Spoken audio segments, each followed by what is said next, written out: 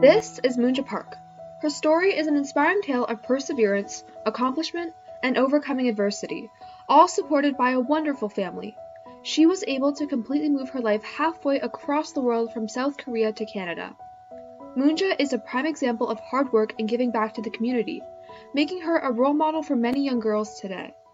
But who is she? Moonja was born on April 22, 1942 in Busan, South Korea to parents Mal-suk and Duck Ray. Which is three side of the city is the ocean view. So wonderful city. I born there until I grow up. She was born into a family with two older sisters. I have only two elder sisters still in South Korea. They were safe and healthy. Even my oldest one is 90. She's still healthy like me, and I'm 80. And between that, 85, another elder sister. They both one in Seoul, one in Busan. We're still connecting with social media very well. I think they are the best sister, elder sister. They still treat me baby sister. Eat well, be healthy, safe. As a child, Moonja was raised as a Buddhist, which currently stands at 23% of the religious world in South Korea. Every morning, she would wake up at 4:30 a.m. to go to the temple and worship. This was a peaceful and serene environment, only disturbed by the sounds of the quiet gongs. Moonja's favorite hobbies include the performing arts, consisting of watching classical ballet, opera, and symphony orchestras. She also enjoys writing essays, poetry, reading, and meditation. My major is food chemistry in my master's, but somehow half of me is artistic things. It's music, always make me peaceful, mindfulness. I lived in Winnipeg for 45 years before I moved to Toronto here 6 years ago. So in the city, Winnipeg City has a wonderful cultural groups during this winter season. So that is a majority of my hobby, and also reading and learning. Any topics in my age, I'm still learning. I might be learning more today. In school, Moonja excelled in academics and she graduated at the top of her class in grade 12. That year, as everyone was exploring post-secondary opportunities, Moonja seized this chance to do something different than other girls. I want to do something different than other girls. I attended girls junior and senior high school. So girls over 400 students in one grade. 70 students in one class. So somehow it's a second year of a senior. I don't want to do something with the other girls are doing. But don't ask me why. I'm always thinking different. Moonja ended up getting into Pukyong National University in Busan, South Korea. But the admission process was not all smooth sailing. The dean of the school actually met with her before admission and tried to coax her from attending, but Moonja couldn't find a rule that said no girls allowed. He said, we don't have a facility for girls in university. But that time, there wasn't any bathroom, girls' bathrooms at all, even until I graduated. Other than that, they couldn't say no. My mark is excellent. They couldn't find anything, no girls admitted. In the end, she successfully enrolled at this prestigious university. Her time at this school was not an easy journey for her as she faced ridicule, bullying, and abuse from her male classmates. During this time, she was discriminated against based on her identity as a woman in a male-dominated environment. So the boys, of course, they verbally abused. One girl ruined our reputation of a university thing to them until I graduated. It's a little small partial stories during my university time. However, there was one particular student that came to her defense. His name was young H. Park. He was very gentle, but very quiet. That he's not eager to talk to me because so many boys want to talk to me, but he didn't. I don't know if he had that strategy to approach me. Young H. Park had just been discharged from the mandatory Korean Army service. He was 2 years older than her, but they shared the same major and had classes and labs together. Slowly, they started to get to know each other. After completing the 4-year program, Moonja and Young H began dating. The two were happily married on December 18, 1965. Shortly after their wedding, they were sent to Canada by Moonja's father-in-law. Moonja was reluctant at first, as she wanted to obtain her PhD by continuing education in South Korea as well as becoming a university professor, but she supported and followed her husband. The couple moved to Winnipeg, Canada in 1966. During their first year, the language barrier was a big roadblock. First year is very hard because of language barrier. We learned English in high school, but we never spoke. No conversational English at all. Moonja and Young H had 2 daughters, Janet and Jane.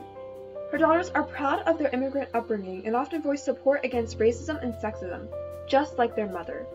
Her legacy also lies in 4 amazing grandchildren. One of the strongest pillars in Moonja's life is her faith. Even though she was raised in the Buddhist faith, she was encouraged to convert her beliefs to Christianity upon marrying Young H.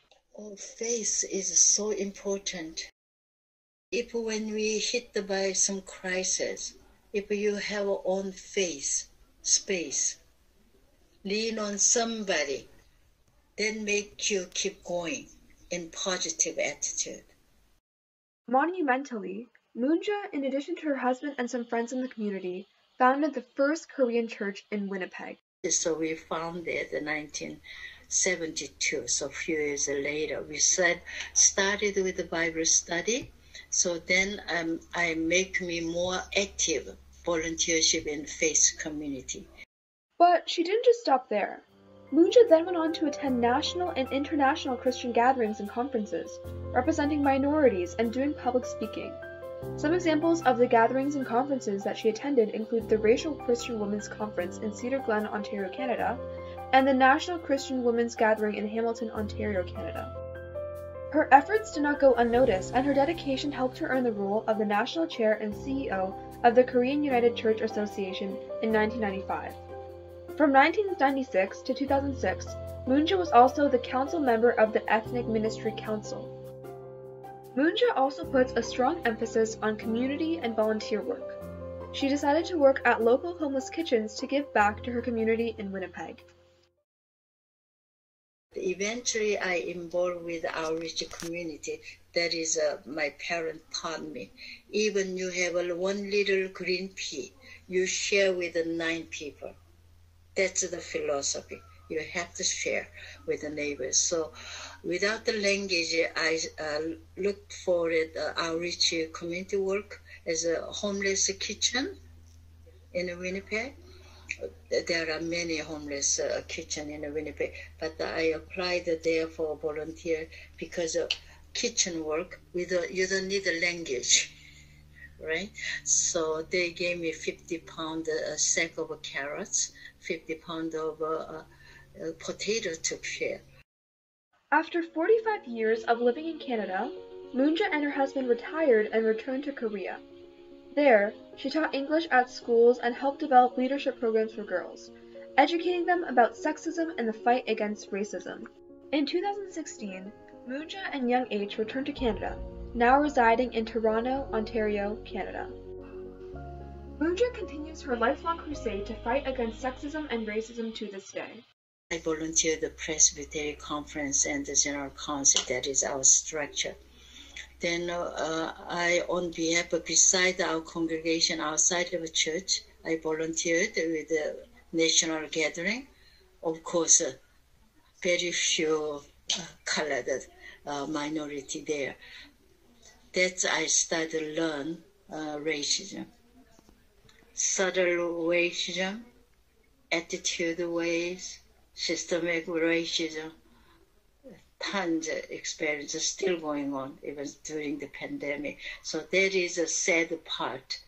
But these challenges are never going to be built one day, never going to be solved one day. So we have to ready for work together. So I'm still very active in a national level and provincial level, regional level, anti-racism work, also intercultural ministry work. Even in recent years, she feels the strife of being a visible minority as a female, the effects of the COVID-19 pandemic on Asian hate crimes, and she is discriminated against even in religious backgrounds. White women leaders and male ministers were not afraid to show their abhorrence, and they even nicknamed her the Black Sheep. However, the nickname is something that she is proud of because it made her different. Some male ministers.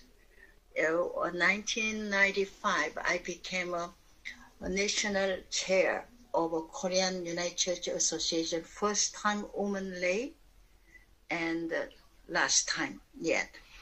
So I became a lay leader, national CEO for that. And I came back to my home congregation. Male minister said,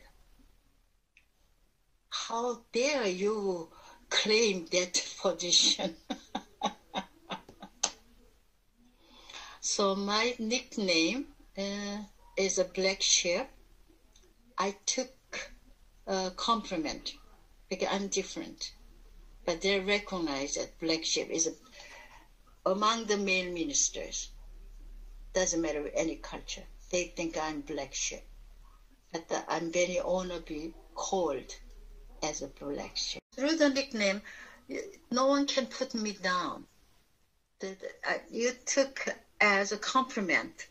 They're motivated by that nickname.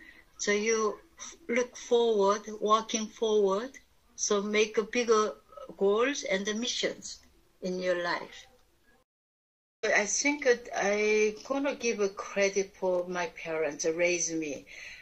Even that early age year, that time is still male-dominated society in a Korean culture.